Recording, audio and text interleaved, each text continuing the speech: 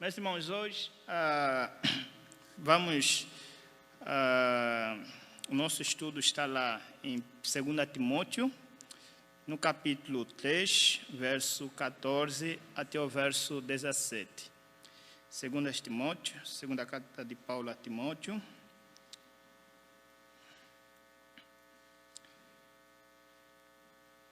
Verso 14 até ao 17. 2 Timóteo 3, 14 a 17. Diz assim a palavra do Senhor. Tu, porém, permanece naquilo que aprendeste e de que foste inteirado, sabendo de quem o aprendeste e que, desde a infância, sabes as sagradas letras, que podem tornar-te sábio para a salvação pela fé em Cristo Jesus. Toda a Escritura é inspirada por Deus e útil para o ensino, para a repreensão, para a correção, para a educação na justiça, a fim de que o homem de Deus seja perfeito e perfeitamente habilitado para toda boa obra. Meus irmãos, todas ou a maioria das religiões, elas têm um livro que os conduz, um livro que guia a sua prática. E nós, os cristãos, a religião cristã, também tem um livro que conduz a sua prática, que guia, norteia a sua vida. E todos nós sabemos de qual livro nós estamos nos referindo. Estamos a falar do quê? Não entendi do quê? Da Bíblia. Isso é estudo bíblico, então é para falar. Então, a Bíblia, né, é a nossa, como a gente sustenta, é a nossa regra de fé e de prática. Então, temos a Bíblia, que é a autoridade máxima para os ensinos, para a vida da igreja, para a vida da igreja. Então, meus irmãos, no dia de hoje, eu gostaria, então, de estudar com vocês sobre a Bíblia. Gostaria, então, de ver com vocês o ensino bíblico da Bíblia. Olha como é bonito. Gostaria, então, de ver com vocês o ensino bíblico da Bíblia. Então, o nosso assunto de hoje é a Bíblia. Um tema um tanto quanto, digamos assim, básico, né? Não sei se também os irmãos percebem isso, mas muito fundamental. Um tema básico, sabe? É aquele tema que quando você se converte, então você é ensinado isso aqui, o que é a Bíblia, né? É ensinado sobre a Bíblia, mas é necessário, mas ela é muito fundamental. Pelo que, então, é necessário a gente sempre olhar para as Escrituras, sempre nos voltarmos a esse assunto, porque ela é de vital importância. Quer saber a importância disso aí? Embora seja um tema que todos nós já devemos conhecer quando nos convertemos, veja, Paulo está a escrever a sua última carta. E Paulo, ele estava preso, essa é a última carta, e não tinha mais esperança de vida, não tinha mais esperança de continuar a viver. Se aproximava o seu julgamento, como ele vai dizer no capítulo 4, e ele então diz que, olha, o tempo da minha partida é chegado. Timóteo, eu já vou ser decapitado, vou ser morto por causa do Evangelho. Então, ele estava preso. E veja, na sua última carta, a escrever para alguém que é o seu discípulo, seu filho na fé, que é Timóteo, o que ele faz? Ele escreve 2 cartas. Nessas 2 cartas, ele tem a ideia o propósito dele é de instruir Timóteo de como se deve caminhar, de como se deve conduzir a igreja do Senhor. Ele fez isso tão belamente na primeira carta, e ele continua na segunda carta instruindo a Timóteo. Veja, à medida que ele instrui Timóteo de como deve conduzir a igreja. E à medida que ele vai fazer isso aqui, vai trazer então palavras diretamente para Timóteo. E esse é um dos textos, veja, estando na sua morte, ao ponto, faltando-se pouco tempo para ele morrer, Paulo escreve sobre a Bíblia. Então, para você ver, embora seja um tema básico, ela é necessária. Seja um tema básico, ela é de vital importância. Na sua morte, Paulo escreve sobre a Bíblia. E então, eu gostaria de ver com vocês também hoje sobre a Bíblia. Ensinamento bíblico sobre a Bíblia. E a gente vai basear isso aqui nesse nosso texto que nós lemos, né? Na verdade, vamos nos fundamentar nesse nosso texto e ver então o que esse texto, o que Paulo tem aqui a nos ensinar sobre a Bíblia. Paulo introduz esse seu assunto no verso 14 até o 15 da seguinte forma: Tu, porém, permanece naquilo que aprendeste, de que foste inteirado, sabendo de quem o aprendeste, e desde a infância sabes as sagradas letras que podem tornar-te sábio para a salvação pela fé em Cristo Jesus. Veja, Paulo então chama Timóteo, né, para permanecer, admoesta Timóteo, exorta Timóteo a permanecer naquilo que ele aprendeu, naquilo que ele havia aprendido, de que foi inteirado. O que é? Aquilo que ele aprendeu desde a infância. Então, veja, é um assunto que ele aprendeu desde a infância com a sua mãe Eunice e a sua avó Loide, como ele vai dizer na primeira carta de Timóteo. Mas então Paulo vai voltar a este mesmo assunto, Timóteo já adulto, pastoreando a igreja de Éfeso. Então Paulo vai voltar a este mesmo assunto lá. Permaneça naquilo que aprendeste, de que foste inteirado, sabendo de quem o aprendeste. Quem aprendeu? Aprendeu com quem? Veja, ele vai dizer, aprendeu, e na primeira carta ele vai mostrar que ele aprendeu com a sua mãe Eunice e com a sua avó Loide. Mas não somente isso aqui, como também aprendeu com Paulo. E ele vai dizer, e que desde a infância sabes as sagradas letras que podem tornar-te sábio para a salvação pela fé em Cristo Jesus.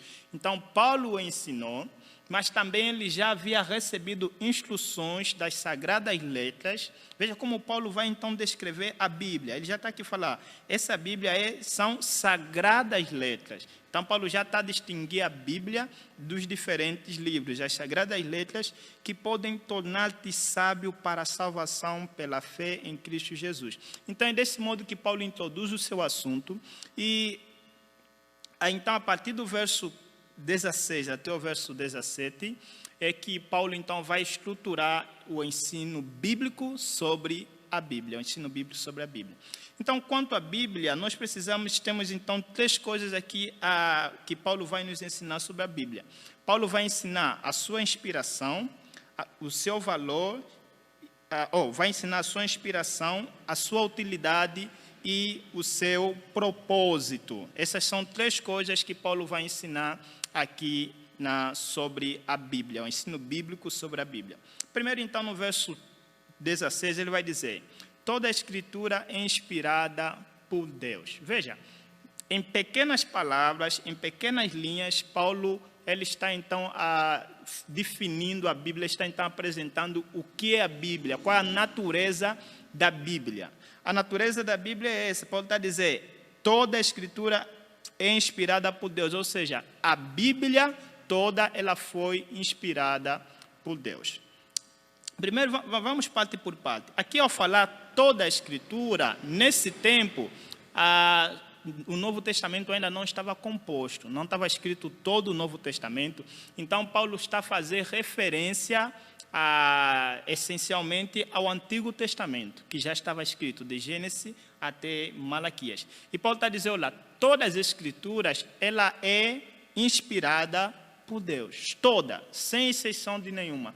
Toda a Escritura é inspirada por Deus. E os livros que já estavam escritos também no Novo Testamento, aqueles que já estavam escritos, elas também eram inspiradas por Deus, elas foram inspiradas por Deus. E qual é então o conceito de inspiração? O que quer dizer inspirada? O que quer dizer inspirada? Esse é estudo bíblico e a gente vai falar.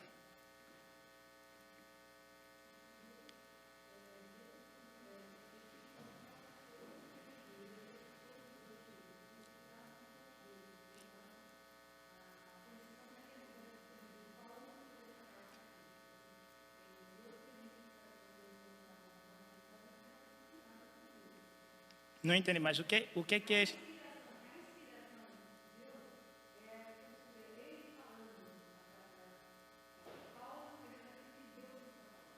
Paulo escrevendo aquilo que Deus está falando. Ok. Mas, inspiração, o que é? Temos de saber isso. Isso é fundamental. É a partir disso que você é o que é. Uma ideia. Mas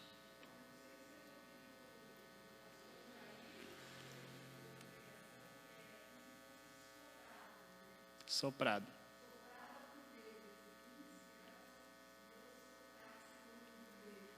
Ok. Sim, a ideia é essa aqui. Inspirado, inspiração, literalmente toda a palavra foi soprada por Deus. Que dá a ideia, então, de Deus a falar ao homem, de Deus conduzir o homem na produção do texto bíblico, de todo o livro. Ou seja, a Bíblia, a Escritura, nós sabemos que é a junção de vários livros, não é? A Bíblia contém 66 livros. E aqui Paulo está a dizer que todos esses livros, quando me permitam usar o termo todos esses livros, hoje no nosso tempo já é de Gênesis até Apocalipse. Nessa altura, alguns livros não estavam escritos. Né, não estavam escritos. Então, mas me permitam falar-se toda a Escritura, porque já temos todas as Escrituras. Então, cada livro que está na Bíblia, cada livro que foi escrito na Bíblia, ela foi inspirada por Deus, ela foi soprada por Deus. O termo, há uma diferença entre inspiração, que Paulo aqui está a dizer, com inspiração que geralmente a gente usa. Por exemplo, hoje estou inspirado para trabalhar. Significa que hoje você está com vontade, não é isso? Esse é o conceito que nós temos por aí. Eu estou inspirado para escrever um livro. E significa que você está com energia, você está com ideias para escrever alguma coisa. Mas o conceito bíblico de inspiração não é esse. É o processo em que o Espírito Santo, em que Deus conduz o autor a escrever exatamente aquilo que ele quer que ele escreva. Essa definição é importante, porque essa definição nos leva então a entender que a inspiração, que a inspiração então, ela apresenta então esse conceito de inspiração, ela apresenta então que a Bíblia é de autoria, aquilo que os estudiosos chamam de dual. A Bíblia é de autoria dual, ou seja, Deus conduziu os homens a escrever aquilo que ele quer que seja escrito. Mas quem escreveu foi quem? Foram os homens. Então é autoria dual, duas pessoas. A Bíblia é de autoria dual. O homem escreveu aquilo que Deus queria que ele escrevesse. Mas veja que há algumas teorias quanto à questão da inspiração. Algumas teorias, são 4 teorias. Uma é a questão da neortodoxia. Os neortodoxos que surgiram no século XX, eles então são uma reação ao liberalismo, que foi influenciado pelo iluminismo no século XVII. Qual é essa ideia do liberalismo? Que a Bíblia não é a palavra de Deus.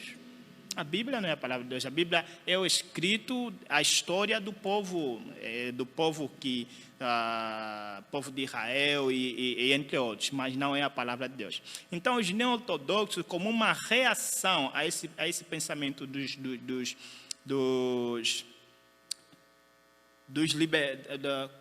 qual o termo que eu usei? Dos liberais, obrigado, dos liberais. Então, vão dizer, não, a Bíblia é testemunha da palavra de Deus. Ou seja, a Bíblia é testemunha da palavra de Deus. À medida que a gente lê a Bíblia e à medida que Deus vai falar ao nosso coração, aí então nós temos Deus falando conosco. Então, à medida que Deus vai falar ao nosso coração, nós temos Deus falando conosco. Veja, é uma reação boa, mas não faz jus àquilo que é o conceito da palavra de Deus. A Bíblia não é a palavra de Deus quando ela fala ao nosso coração. A Bíblia é a palavra de Deus mesmo se ela não falar ao teu coração. O que talvez diríamos que talvez seja uma contradição. Mas algumas pessoas, por exemplo, dizem, Deus fala comigo. Um negócio assim tanto subjetivista, né? Subjetivismo. Né? Deus fala comigo.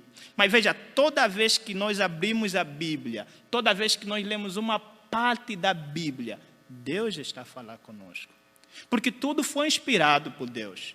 Porque Deus conduziu os autores bíblicos a escreverem tudo quanto está registrado. Então, essa teoria não é boa. A outra teoria é a teoria aquilo que a gente chamaria de teoria da inspiração limitada. Inspiração limitada. O que é isso aqui, inspiração limitada? É a ideia, então, de que Deus inspirou a Bíblia assim, né? Deus inspirou a Bíblia assim, porém, até antes da inspiração limitada, deixa eu apresentar outra teoria. A teoria do ditado, né? No sentido de quê? De que Deus levou os homens, ditou os homens para escrever a Bíblia. Ou seja, cada parte que está aqui, ela foi ditada por Deus. Deus ditou o homem para escrever. Essa teoria, em parte, ela é um contraposto à teoria neo-ortodoxa, porém, também tem a sua limitação. Por quê? Porque ela anula a utilização dos homens no processo da escrita da Bíblia.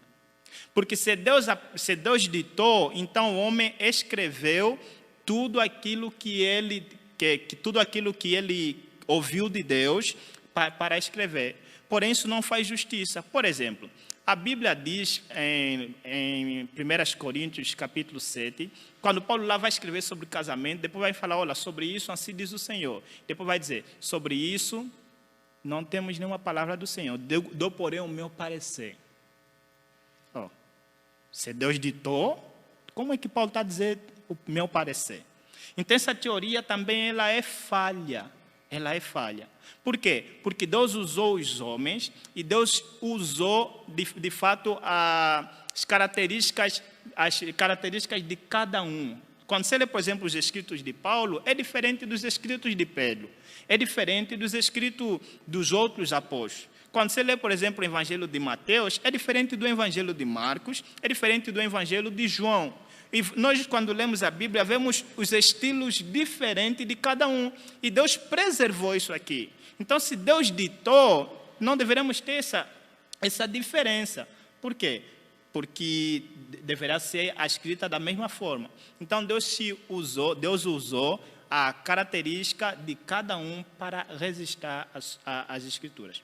A outra teoria é a teoria da inspiração limitada. Essa inspiração limitada diz o seguinte, que Deus inspirou a Bíblia, porém deixou os homens, porém deu apenas a ideia aos homens. Ou seja, Deus deu a ideia aos homens e os homens escreveram a Bíblia. É uma reação também à teoria anterior, né? Que é a teoria do ditado.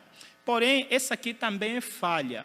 Por quê? Porque quando dizemos que Deus apenas deu a ideia para os homens, significa dizer que cada palavra que está aqui não foi necessariamente Deus quem inspirou. Deus apenas deu a ideia e o homem foi lá escrevendo, usando as suas próprias palavras ou coisas assim. Mas isso também não faz jus àquilo que encontramos nas Escrituras. Paulo está dizendo que toda palavra é inspirada por Deus, toda a Escritura. A quarta teoria, e essa é que a gente defende, que é a teoria da inspiração verbal plenária. Verbal plenária. O que é isso aqui? Verbal quer dizer que Deus inspirou cada palavra, cada escrito, cada palavra usada pelos autores foi inspirada por Deus, e essas palavras tiveram inspiração plenária, inspiração completa. Deus inspirou cada escrito aqui. Até mesmo quando Paulo diz, olha, sobre isso não temos mandamento do Senhor, dou, porém, o meu parecer, até nisso Deus estava inspirando o apóstolo Paulo a escrever. Até quando nós lemos nas Escrituras, o fulano gerou cicrano, cicrano gerou cicrano, cicrano gerou cicrano, nós vemos Deus vemos inspiração de Deus nesses homens ali. Então, veja, a inspiração é o processo no qual Deus conduz os autores bíblicos a escreverem, a resistirem à sua revelação. Agora, essa inspiração, às vezes, muitas vezes a gente se engana e pensa que confundimos inspiração com revelação. Revelação é algo que nós recebemos diretamente de Deus, mas inspiração, não. Inspiração, não. Então, a primeira coisa que nós aqui encontramos, que todas as Escrituras, ela é inspirada por Deus. E aqui, meus irmãos, já dá para então apresentar aqui algumas aplicações. Primeira, uma delas, muitas das vezes, coisas que a gente constata, e é lastimável, dificilmente, muitos crentes, dificilmente leem o Antigo Testamento. Amam só o Novo Testamento. O Antigo Testamento não leem. Parece que o Antigo Testamento é dos judeus e o Novo Testamento é nosso. Quando você age assim, você está dizendo que o que é inspirado é apenas o Novo Testamento e não o Antigo Testamento. Sabe lá nos livros das crônicas, quando nós encontramos capítulo inteiro de o fulano gerou cicrano, cicrano gerou cicrano. Eu, por exemplo, tinha um amigo que pulava essa parte.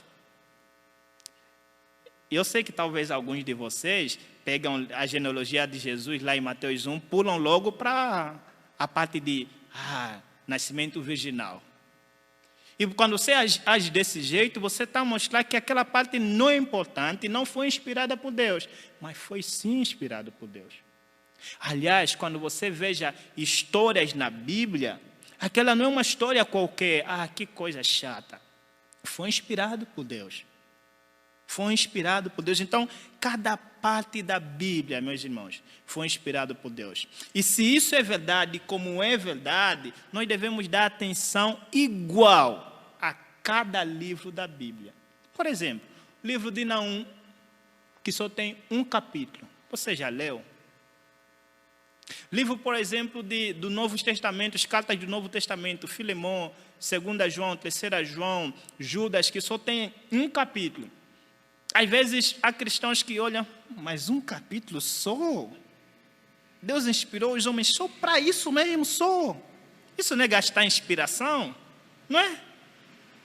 A gente acha que não tem coisa a nos ensinar aí.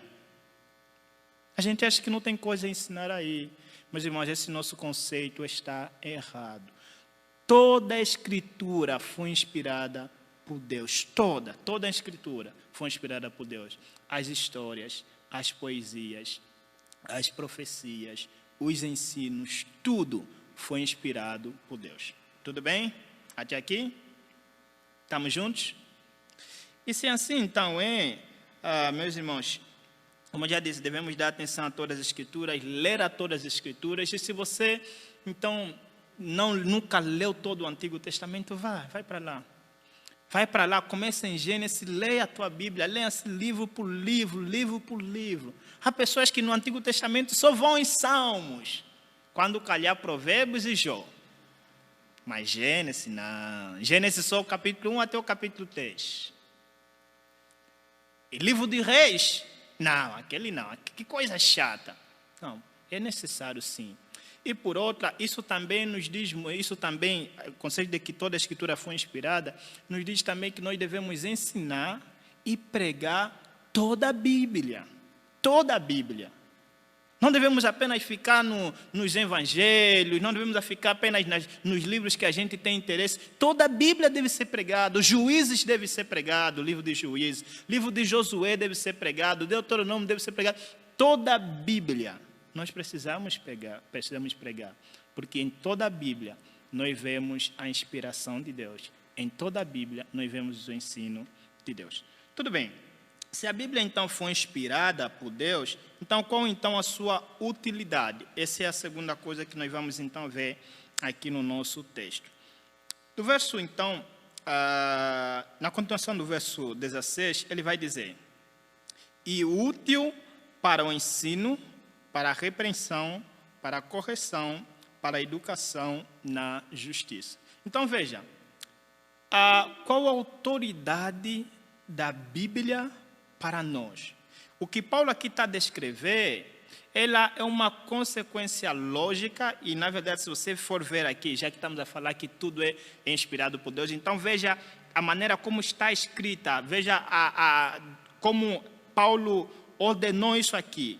A inspiração e a utilidade da Bíblia estão no mesmo lugar. Então veja ali como uma levou a outra, uma leva a outra. Já que a Bíblia é inspirada, então ela é útil. Ela é útil. E ela é útil para quê? Veja aqui o que Paulo vai descrever. Paulo aqui vai descrever 4 coisas para o ensino, repreensão, correção e educação na justiça. O que é isso aqui, ensino? Aqui, a palavra ensino é a que nós entendemos, né? É a que nós sabemos. É a instrução. Que a Bíblia ela é inspirada e ela é útil para o nosso ensino, Meus irmãos, essa é uma coisa muito óbvia, mas muitas das vezes a gente não dá atenção. A gente acha que nós já somos seres que sabemos tudo. E quando você para pensar e você para entender que nós somos um ser caído, que nós não temos o ensino completo, que, aliás, nós somos seres que erram, seres errantes, então precisamos nos reformar. Somos uma igreja reformada que dizemos que precisamos nos reformar. Mas qual então a fonte para a nossa reforma? Qual a fonte para a reforma da igreja, para a reforma da nossa vida? É a Bíblia. A Bíblia foi inspirada e ela serve para nosso ensino. Para o nosso ensino. Como devemos educar os nossos filhos? Como devemos amar a nossa esposa?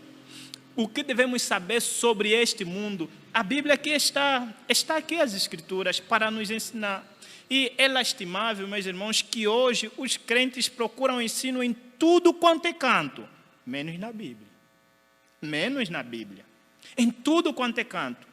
Procuramos ensinos na filosofia, na psicologia, na sociologia, procuramos ensino na antropologia, queremos saber do homem, vamos estudar antropologia e tudo, menos na Bíblia. Não estou querendo dizer que essas coisas, essas ciências aí, essas ciências não tenham, então, a sua utilidade, não tenham, então, coisas a nos ensinar alguma coisa, quando ensinam bem. Mas estou querendo falar o seguinte, que nós devemos dar prioridade àquilo que é a palavra de Deus. E, na verdade, quem tem mais autoridade para nos ensinar? Quem tem mais autoridade? A coleção dos escritos dos homens, que falam de alguma coisa que, na verdade, pode ser verdade, o que eles nos ensinam. Ou então, aquilo que foi inspirado por Deus. Ou então, aquilo que Deus inspirou para a nossa instrução. Se eu perguntar para vocês sobre determinado assunto, você consegue me responder biblicamente? A gente pensa que a Bíblia diz respeito apenas à nossa salvação. Jesus morreu por mim, preciso me arrepender dos meus pecados, santificação, coisas assim. A Bíblia diz respeito a tudo quanto precisamos saber sobre Deus e sobre nós e sobre este mundo. E nós precisamos dar atenção ao que a Bíblia diz. Ela é útil para o nosso ensino. Segundo, ela é útil para a nossa repreensão. Quer saber se você está errado? Leia as Escrituras. A Bíblia, muitas vezes até a gente acha que está certo em todas as coisas. E aqui está a Bíblia para nos convencer por A mais B que nós estamos errados em determinados assuntos. E a Bíblia tem esses ensinos aqui para nós. Quantas das vezes você ler a Bíblia e fala, então deve ser desse jeito? Para confrontar aquilo que são os nossos pensamentos. Meus irmãos, não ignoram isso. Vocês são homens caídos. Nós somos homens caídos. Então, nós temos conceitos que são contra Deus. Por mais que sejamos crentes, temos conceitos que são contra Deus. Contra aquilo que é a vontade de Deus. E como é que nós vamos ser convencidos de que estamos errados? Como é que eu vou saber de que fui grosso com a minha esposa? Como é que eu vou saber de que a maneira como me portei no trabalho não é a maneira certa? Porque há pessoas que acham que, até crentes mesmo, têm uma certa posição e dizem, não, Deus diz que eu devo viver assim a minha fé ordena e tudo, e acha que está certo. E quando vai para as Escrituras, veja que não é bem assim, não. Não é bem assim. Então a Bíblia, ela também serve, ela também é útil para a nossa repreensão. Em terceiro lugar, a Bíblia ela é útil também para a nossa correção. Aqui correção tem o sentido de disciplina, tem o sentido de restauração. Se na primeira a repreensão é para nos mostrar por A mais B que nós estamos errados, na correção é para nos restaurar, é para restaurar a nossa vida. Eu não sei se vocês têm percebido isso aqui, mas Salmos 19 é belíssimo. Salmos 19, Salmos 119, esses dois salmos sobre a palavra de Deus é belíssima, é belíssima. E veja como o Salmos 19 vai destacar a palavra de Deus. O que a palavra de Deus ali vai dizer? Vários substantivos e adjetivos que ela dá à palavra de Deus. E nós lemos lá, e cada palavra lá foi inspirada por Deus, precisamos prestar atenção. Irmãos, quando vocês forem ler a Bíblia, eu às vezes faço isso aqui nos estudos bíblicos, né, com os jovens lá em cima. Veja, às vezes você precisa parar e olhar o que é doutrina. Você leu doutrina na Bíblia, o que é doutrina? Às vezes você precisa parar e olhar por que essa palavra está aqui e não está lá em cima. Por quê? Por exemplo, um texto que eu gosto bastante, aqui mesmo em 2 Timóteo, no capítulo 2, ele vai dizer, por exemplo, vamos lá abrir, 2 Timóteo capítulo 2, verso 11 ao 13. Veja só.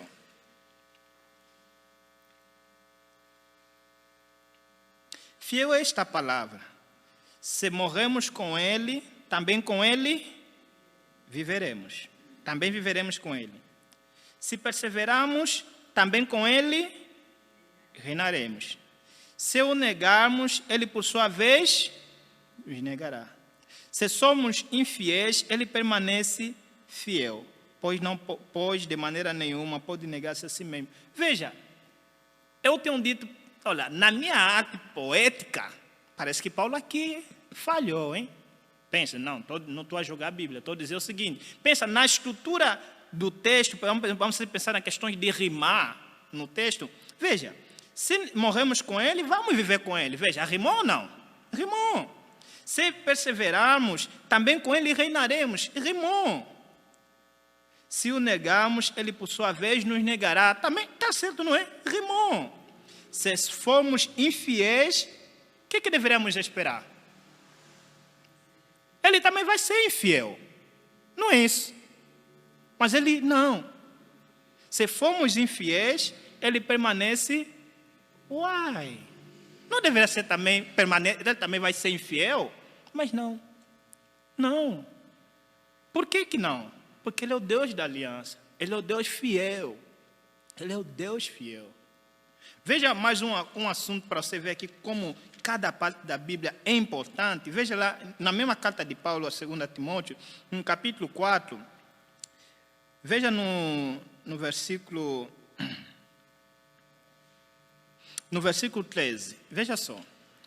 Quando vieres, traze a capa que deixei em Troades, em casa de Carpo, bem como os livros, especialmente os pergaminhos.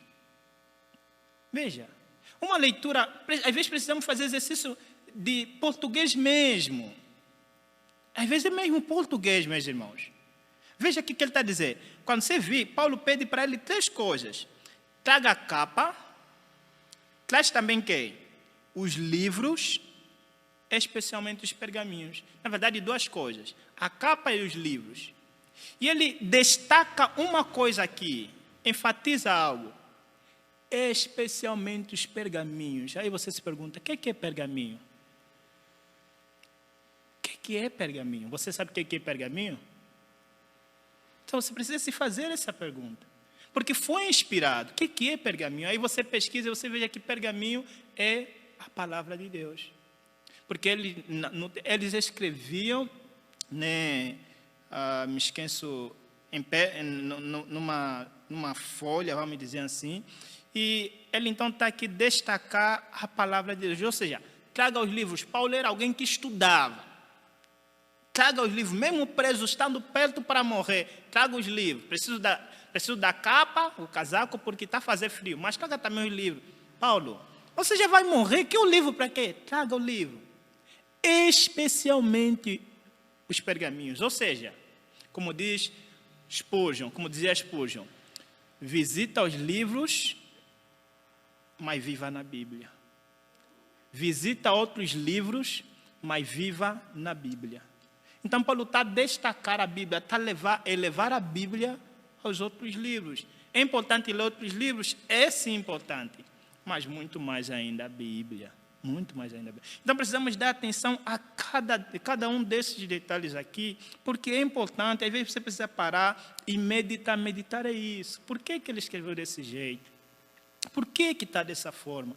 E aí então está. Então, voltando ao nosso assunto aqui, ela é útil para a correção, então, para nos restaurar. Quando a gente erra, quando a gente peca contra Deus, então a palavra de Deus é útil para nos restaurar.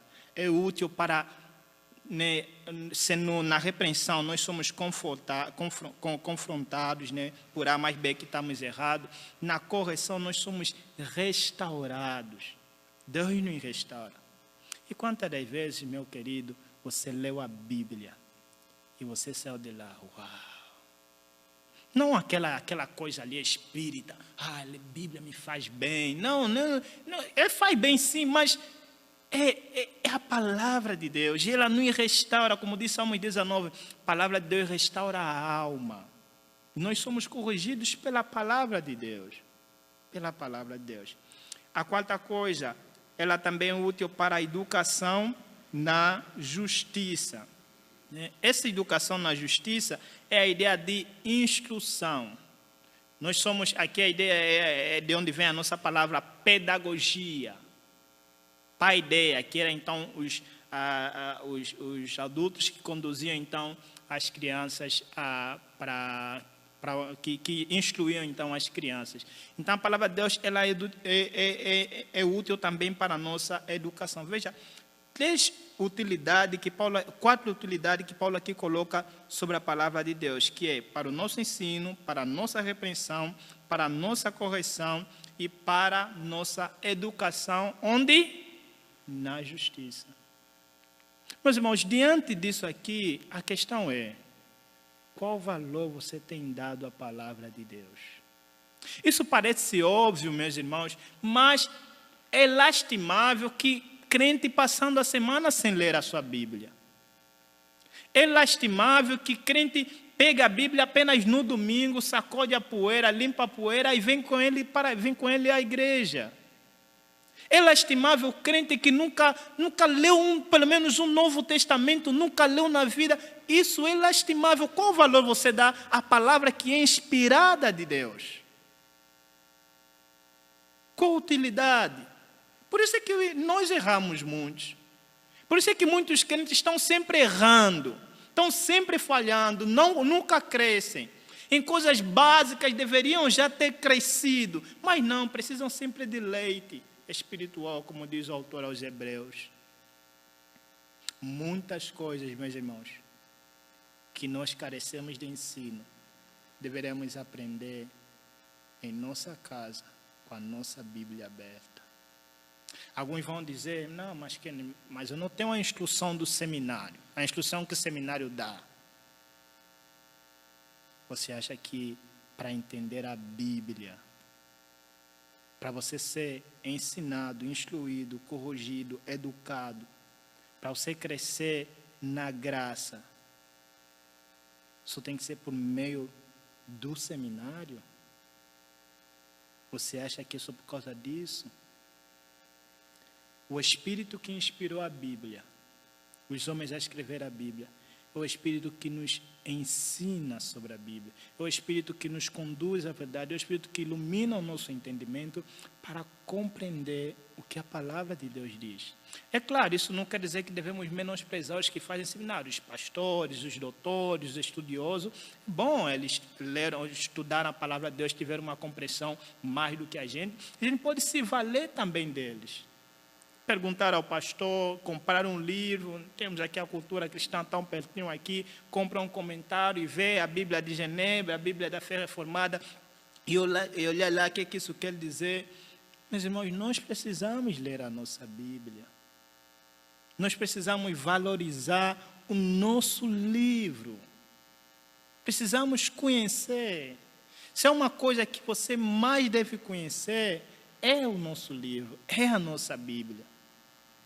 E é lastimável que hoje, não, é lastimável. Crente que, por semana ou por dia, 2 versículos, já vou ler esses 2 versículos e acabou. Sério? Quanto tempo a gente passa na internet? Quanto tempo a gente passa em frente do computador, em frente do televisor, da TV? Quanto tempo a gente passa em nossas coisas? E não lemos a nossa Bíblia. Quantos anos de conversão você tem?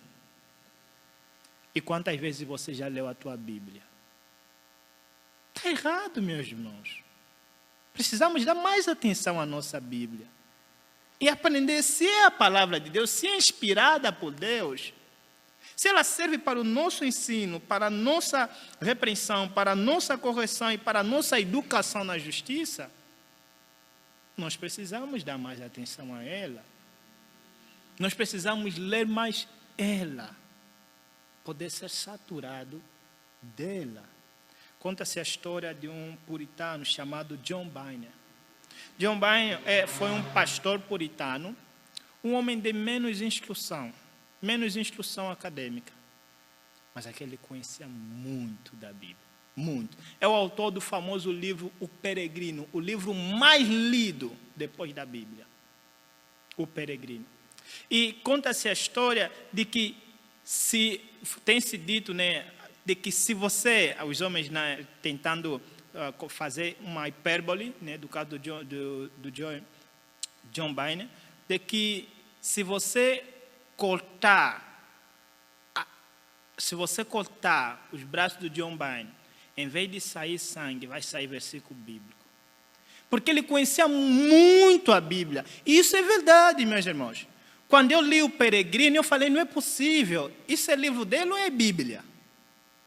Ele cita muito a Bíblia. Ele fala muito da Bíblia. E nós não conhecemos a Bíblia. Alguma coisa de errada não está certo, como vocês dizem, né? Então, meus irmãos, precisamos dar mais valor às Escrituras. Tudo bem até aqui, meus irmãos? Alguma questão, alguma colocação, alguma pergunta? Não? Vamos então para a terceira coisa que a Bíblia que Paulo aqui vai nos ensinar sobre a Bíblia. Só para a gente então lembrar até aqui. Até aqui então nós vimos que Paulo ensinou que a Bíblia é inspirada, segundo que a Bíblia é útil. Então Paulo falou da inspiração da Bíblia, agora falou da inspiração da Bíblia, falou da utilidade da Bíblia e agora ele vai falar do propósito da Bíblia. Para que a Bíblia serve? Veja o verso 17. A fim de que o homem de Deus seja perfeito e perfeitamente habilitado para toda boa obra. Veja, é a continuação do que Paulo está falando no verso 16. A Bíblia é inspirada e ela serve para o ensino, para a repreensão, para a correção e para a educação na justiça. Isso para quê? Para que o homem de Deus seja perfeito e perfeitamente habilitado para toda boa obra. Meus irmãos, a Bíblia não foi escrita para matar as nossas curiosidades. Onde Deus estava antes de criar os céus e a terra? A Bíblia começa da seguinte forma: no princípio criou Deus os céus e a terra. Mas onde é que ele estava? A Bíblia não falou disso. Por que a Bíblia não falou? Não queria. Deus não queria falar disso. Como se deu, então, a queda de Satanás? A Bíblia fala pouco sobre isso. Por que não temos mais instruções sobre isso? Não falou. Por que não falou? Não falou. Veja, Deus inspirou os homens a escrever a Bíblia, e foi uma inspiração plena verbal, ou seja, tudo que está lá foi inspirado por Deus. Mas aqui está registrado somente aquilo que nos levam para quê? Que servem ao propósito de quê? De sermos homens de Deus que são quê? Perfeitos e perfeitamente habilitados para toda boa obra. O propósito das Escrituras é esse aqui, é nos conduzir a toda boa obra. Este é o propósito das Escrituras. Razão pela qual, no novo mundo, no novo céus e terra, no novo mundo, na nova Jerusalém, nós já não vamos ter a Bíblia. Já não vamos ter a Bíblia. Ela é útil agora. Para quê? Para nos conduzir, nos habilitar a toda boa obra. Toda boa obra. Mas, não sei se vocês estão conseguindo compreender aqui o conceito criacional. Veja, nós fomos criados por Deus em perfeição. Aqui quando estou dizendo nós, estou dizendo os nossos pais, Adão e Eva. E nós estávamos nas entranhas do nosso pai, dos nossos pais. Todos nós viemos de Adão, não viemos do macaco, não. Então eles foram criados em perfeição. Mas o que aconteceu no capítulo 2? Eles caíram. E caindo se tornaram imperfeitos, pecadores, corruptos. Mas veio o nosso Senhor Jesus Cristo que nos redimiu. Então, criação, queda, redenção. E nessa redenção, a ideia as Escrituras então nos foi dada para para nos ensinar, nos repreender, nos corrigir, para nos educar na justiça, tendo o propósito de quê? De sermos perfeitos e perfeitamente habilitados para toda boa obra. Perfeitamente habilitados para toda boa obra. Este é o propósito da Bíblia. Deus inspirou os homens para escrever a Bíblia para isso. E toda a história nos ensina, meus irmãos, toda a história nos ensina. Eu tenho me encantado quando eu olho as histórias bíblicas. É uma coisa que a gente dá menos atenção. Quando a gente estuda alguma história bíblica, geralmente é Atos dos Apóstolos. Geralmente. E a gente se esquece que até na história nós temos o conceito de inspiração divina lá, e lá está registrada para o nosso ensino. Para o nosso ensino. Cada história lá, cada história dos erros do povo de Deus, cada história lá, a história de Jó, por exemplo. Leia a história de Jó. A pessoa que só conhece Jó, capítulo 1, capítulo 2, e depois o capítulo 42. E se esquece do 3 até o 41, é Bíblia. É inspirado por Deus. Foi inspirado por Deus. E tem muito a nos ensinar. Jó, o livro inteiro, tem muito a nos ensinar, meus irmãos. Então, precisamos dar mais atenção ao que as Escrituras ensinam. Precisamos olhar mais, dar mais atenção para as Escrituras. Se quisermos ser perfeitos e perfeitamente habilitados para toda boa obra, meus irmãos, nós precisamos então dar mais atenção àquilo que a Bíblia é. Ela é inspirada por Deus, ela deve ser nossa regra de fé e prática. Porque nós somos muito incoerentes nesse sentido. Dizemos, na minha igreja a Bíblia é regra de fé e prática. Mas a gente pensa de modo antibíblico, de maneira que não reflete a Bíblia. Por exemplo, pessoas que defendem ideologias de gêneros e que estão na igreja, pessoas que defendem governos corruptos e que estão na igreja, pessoas que têm um conceito errado, idólatra do Estado e que estão na igreja. Não tem uma mente submissa a Cristo, não tem uma mente bíblica.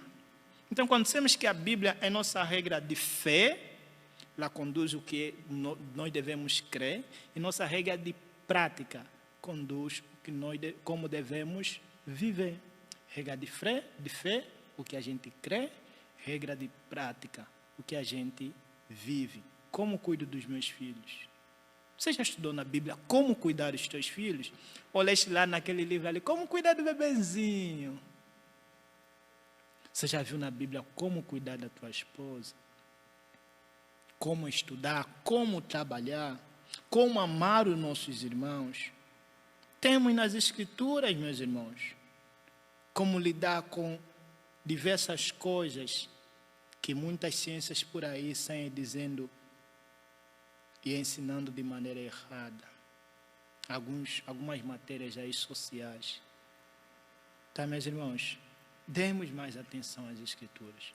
Hoje eu trouxe esse tema, esse assunto, porque é importante. Se foi importante para Paulo escrever quando estava à beira da morte, lembrar isso de Timóteo, que já era um jovem, já sabia disso, um pastor lhe ensinar sobre isso. Você não acha irrelevante? Mas não, Paulo ensinou. E se Paulo ensinou porque inspiração de Deus. Então, toda vez que você for ler a Bíblia, saiba, é Deus falando contigo. Inspiração é diferente de revelação. Revelação é Deus falar diretamente para nós, ou Deus se manifestar. Mas é quando Deus se manifesta, ou quando Deus fala diretamente para nós. Inspiração é o registro dos feitos de Deus. é o processo de Deus conduzir os homens para escrever aquilo que Ele quer que seja escrito. Por exemplo, e disse Satanás, se tu és filho de Deus, se atira daqui para lá. Mas isso também foi inspirado por Deus, também é palavra de Deus? É palavra de Deus. Palavra de Deus não é apenas o que sai diretamente da sua boca, mas aquilo que Ele levou os homens a registrar. Isso é palavra de Deus. E tem a nos ensinar, cada parte, cada história tem a nos ensinar. Então, meus irmãos, demos mais atenção às Escrituras, tenhamos mais apreço pelas Escrituras, leamos mais as nossas Escrituras, faça um propósito, né? Leia toda a sua Bíblia. Pelo menos uma vez por ano, em cada ano, uma vez, lendo a tua Bíblia. Para de ficar no ano todo só ler os Evangelhos. Vai ler também o Antigo Testamento. Vai ler também o Antigo Testamento. Saiba conhecer a tua Bíblia. Ame a tua Bíblia. Que esse seja o livro que a gente mais leia. Meus irmãos, eu já li alguns livros, não vou dizer vários livros para não ser pretencioso, alguns livros, né, porque estou no seminário, então tem que ler. Né? A lei do seminário é ou leia ou tchau. Né? Então já li vários livros, e livros bons, livros muito bons que me ensinaram muito e me ensinam muito. Você para, você vê, não, esse autor escreveu, esse ensinou muito. Livros de mais de 1000 páginas, já li. Mas, meus irmãos, a Bíblia, quando eu leio a Bíblia, e eu gosto de ler os livros, eu gosto de teologia, estou sempre a andar com algum livro para ler. Até andamento, às vezes, eu estou lendo, né? Mas quando eu vou para a Bíblia, meus irmãos, que coisa diferente. Você nota, veja, a harmonia de todos os textos. Você nota a perfeição de como, de maneira, no aspecto literário, de como foi elaborado. Você nota lá, você lê lá o salmista falando, Senhor, a minha alma anseia por ti. E às vezes quando você está lendo aquilo aí, você está profundamente cego, fala, mas esse sou eu. Não, esse não é você, esse sou eu. Às vezes você lê o apóstolo Paulo, eu sou o principal dos pecadores. Esses dias ali, o meu amigo lá em Angola publicou o seguinte, se Paulo me conhecesse, né, ele leu aquela parte, eu sou o principal dos pecadores. E ele falou, se Paulo me conhecesse, veria que o principal do pecador não é ele, sou eu. Isso é porque a gente lê a Bíblia, a gente se identifica, a gente veja, está a falar sobre nós. Veja o nosso Senhor Jesus Cristo nos seus ensinos lá nos Evangelhos. E veja, a gente não dá muita atenção na estrutura da Bíblia. Mateus capítulo 1 fala do seu nascimento, capítulo 2, a sua perseguição, capítulo 3, lá o seu batismo, a sua tentação, capítulo 4 ele começa a ensinar, capítulo 4 a sua tentação, 3 o batismo, 4 a tentação, capítulo 5 ele começa a ensinar. E aquilo que a gente muito bem conhece, de 5 até o 7, o chamado Sermão da Montanha. Sabe como esse sermão termina? Sabe como essa narrativa de Mateus, do 5 até o 7, termina? E o povo se admirava, porque ele falava com autoridade. Isso não está aí por acaso, não. Não está aí por acaso. Ele falava com autoridade. Quer dizer, os seus ensinos eram diferenciados. Eram diferenciados. Então, precisamos prestar atenção a cada dessas coisas aqui e ler mais a nossa Bíblia. Meus irmãos, eu encerro por aqui. Vou dar a palavra aos irmãos se tem alguma questão. Alguma pergunta, alguma colocação? Não? Tá bom. Os irmãos têm que falar mais, hein? É estudo bíblico. Tá, vamos... Tem como falar. Vamos então orar, meus irmãos, para terminar. Nosso horário deu. Vou pedir então... os irmãos lá não vão ouvir. Então vou fazer a oração para terminar.